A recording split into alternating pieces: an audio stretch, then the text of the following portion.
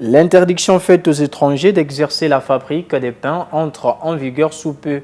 Adolizi Yves Makaya Monton s'est rapproché des consommateurs pour savoir comment ils ont accueilli cette décision gouvernementale, sachant que les quelques 10 boulangeries existantes dans la ville sont tenues par des sujets mauritaniens. À peu près un mois et quelques jours nous séparent de la mise à exécution de la circulaire 002 du 19 janvier 2024 faisant interdiction aux étrangers d'exercer certains commerces en terre congolaise, dont la fabrique des pains, donc les boulangeries. Quelques Dolisiens saluent la décision. Moi je trouve que c'est une bonne décision parce que c'est ce que nous voyons ailleurs. Tel qu'au Gabon, tu ne peux pas voir un étranger avoir une boulangerie.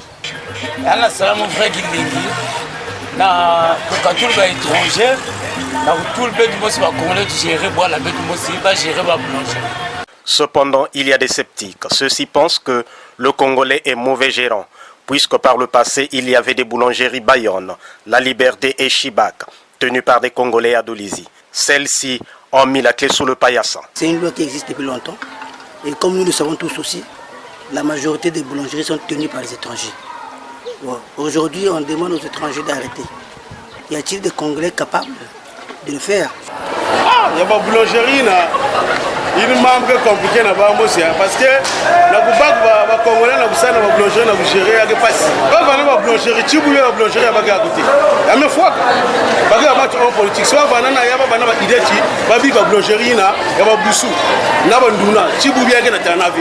Il y a maintenir la boulangerie na Congo qui va montagne. Il y a de ceux qui pensent que le Congolais est capable, étant donné que ceux qui exercent dans ces boulangeries sont pour la plupart des Congolais. Quand tu essaies un peu de regarder là, la majorité de ceux qui travaillent dans les boulangeries, là, c'est des Congolais.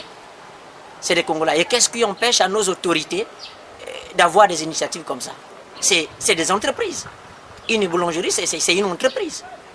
Pourquoi ne pas embaucher les Congolais pour qu'ils travaillent pour nos autorités là? Ministre, moi, c'est un bac de charge en qui fungul bête au boulangerie. Il y a des Congolais, mais des mutke bamna kusa même na kati. Nous nous sommes posé la question de savoir pourquoi cette interdiction aux étrangers. Ceux Dolisiens pensent avoir la réponse. Bon, l'inquiétude est que c'est d'abord un étranger. S'il veut par exemple faire du mal aux Congolais, il peut le faire.